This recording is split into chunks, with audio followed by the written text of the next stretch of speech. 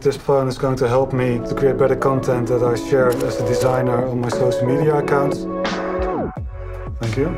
Hi, I'm Mr. Trooster, and today I'm unboxing the Oppo Find X2 Pro. I'm really excited. So it's a good size, it fits on my hand perfectly. The phone has 512 GB storage on it, so it's even more than in my computer that I'm using at the moment. So there's a big charger in it. This will be for fast charging. Let's get it set up and get ready to go.